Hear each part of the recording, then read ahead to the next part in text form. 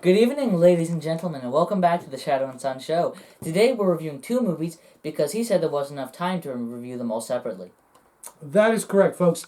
We've got a busy month ahead of us, and to cover all the things related to Ray Harryhausen and the wonderful monsters he gave us, I'm gonna jam a whole bunch of stuff into 1 month, just because there's so much to go over.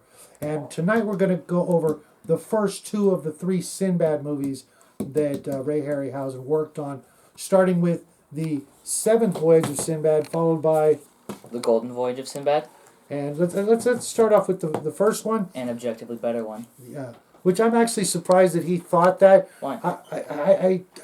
I'm just because this one was made in 1958.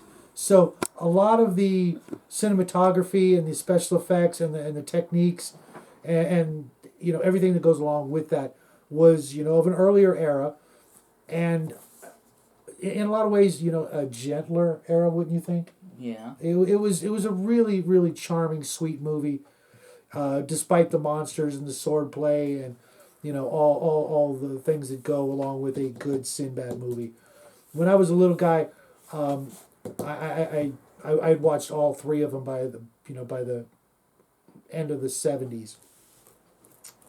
This one starred Kerwin Matthews and Catherine Grant, and to tell you the truth, I like the woman, the lady actress in this movie a lot better than I did that one, even though it was so completely out of context and Okay, I'll accuracy. say. Well, I'll get to plot summaries later. But Okay, but your comment on what I just said, or oh no, just we'll get to we'll get to spoiler-free plot summaries later. I really liked this movie, but I think I like the later movies a little bit better, just because this one was so just the choices of the actors and actresses. This was almost like it was a movie, like a pirate movie more than a Sinbad movie. If you guys know what I'm trying to say, without saying anything that might upset somebody's feelings, but the special effects by Ray Harryhausen included Good. yes included the Cyclops, the Rock, and the Dragon. We're The just Rock. remember the two-headed chicken? That's called a rock. Yeah. That's called a rock. Yeah. I see. So that's what I'm talking about. What? What did I miss? It was the rock egg that they needed. Oh, I didn't hear that part. Yeah, and as most of you Dungeons and Dragons players are probably familiar with, the rock almost never has two heads. Let alone does the baby look like basically a chicken. I honestly thought they just took the body of a chicken and then added two heads to it. Yeah, the baby chicken that they fought and then cooked, I guess. Yeah. That was just kind of sad. Yeah. But the Cyclops and the dragon, I was pretty, I'm not going to say I was impressed with it, because obviously dragons have been done a lot better later on, but Also, it didn't have wings. but we actually, I think all of us felt actually sorry for all of the monsters in this movie. They killed a baby chicken.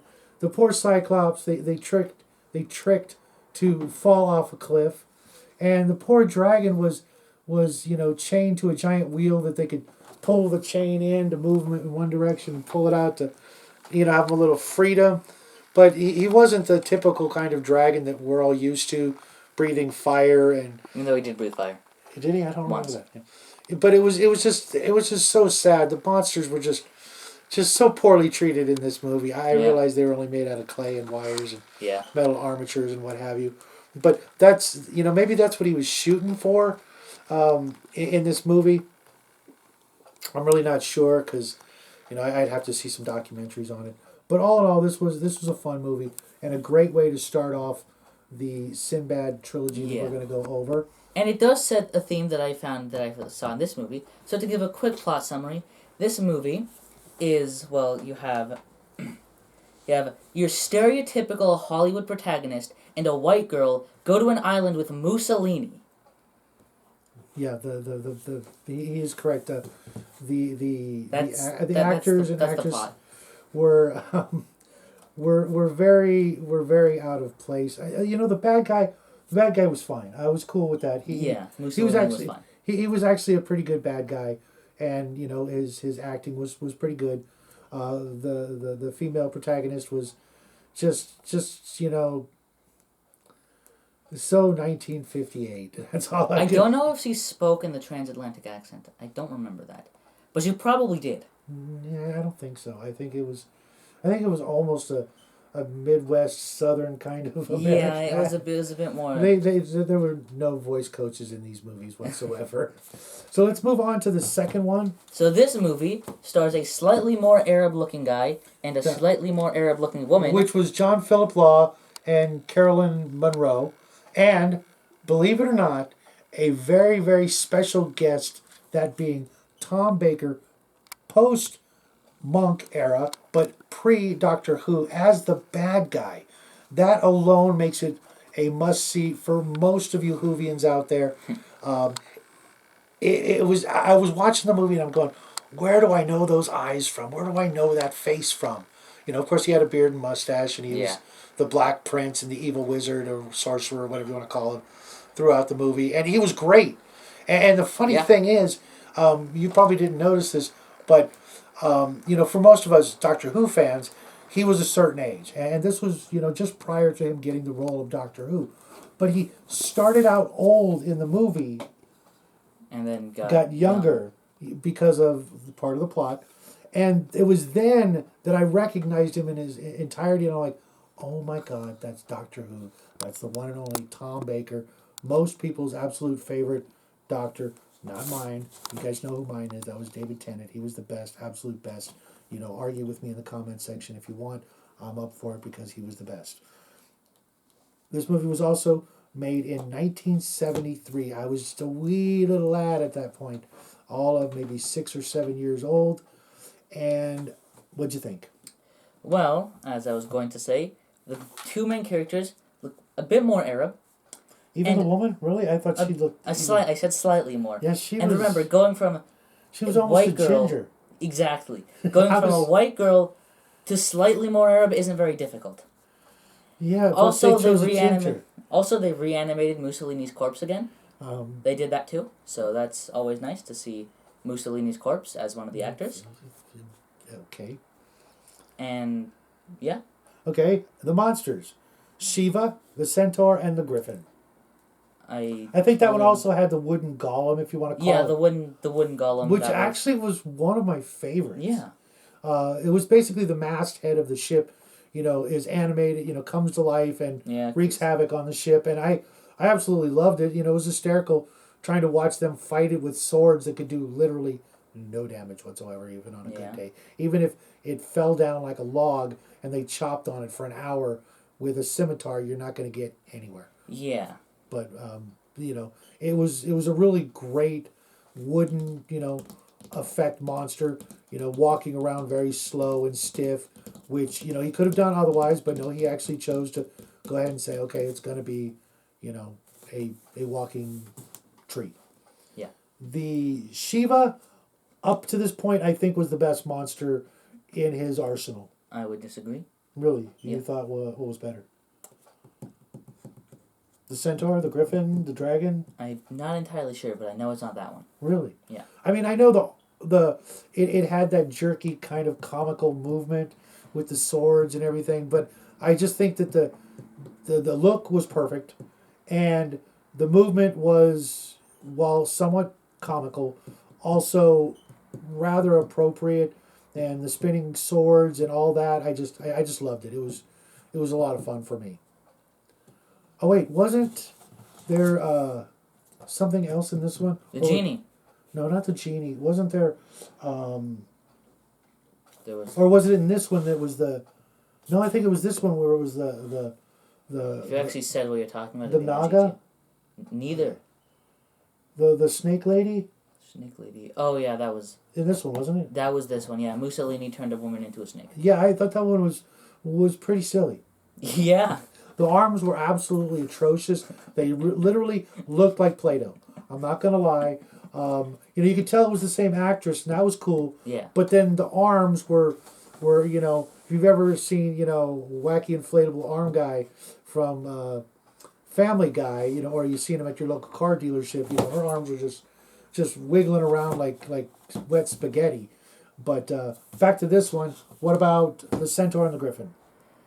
Centaur and the Griffin. The Centaur was just the Cyclops' inbred cousin, and the Griffin, I don't remember too well, but it was... Oh, yeah, yes, I do remember Because they fought. Yes, I do remember it. And did the Griffin win, or was No, it was the Centaur won? Yeah. Which I suppose makes sense because the Centaur had a club and Also, extra arms and stuff. Also, I'm pretty sure that what happened was that Tom Baker ran up to the Griffin and just stabbed it. Oh, yeah, I think so. So it was like a totally unfair fight for the poor Griffin. Which is weird because the Griffin, I think, was supposed to represent the creature of goodness, and the Centaur, the creature of evil, which was really weird because they're kind of the opposite in a way. Centaurs in most D&D games are definitely not what this Centaur looked like. They're usually like... This Centaur was pretty much just the Cyclops, but with a cow or a horse body. Cow body. Oh, and I always had this thing where I thought that Minotaurs and Centaurs were just the opposite. Oh, okay, that's pretty Yeah. funny. No, I actually liked the Centaur a lot. It was different enough from the Cyclops, but there were a lot of similarities. Yeah. And a lot of... It was also a bit thinner. They're I'm not gonna lie. Both movies are a little humorous to watch because they're 70 years ago kind of thing, and not 70. Well, that one is. And a little bit, the monsters were less serious than they could have been, and later on, I think he eventually perfected his art to where they were actually quite terrifying, as we'll see later this week or this month. Oh yeah, because we're reviewing 4 movies, not 3. Yeah, we have 2 more movies. That explains why we didn't have time. Right. And I'm not sure if we're going to do the next 2 as one review, but I think not because the last movie is most people's favorites, and I'm sure you can all guess what that last movie we're going to do, Ray Harryhausen. I still don't. Which might have actually been his last movie, but I'm not 100% on that. But back to the Centaur and the Griffin. The Griffin, I thought, was just not very good. I had to really look at it quite hard to realize that that's what it was supposed to be.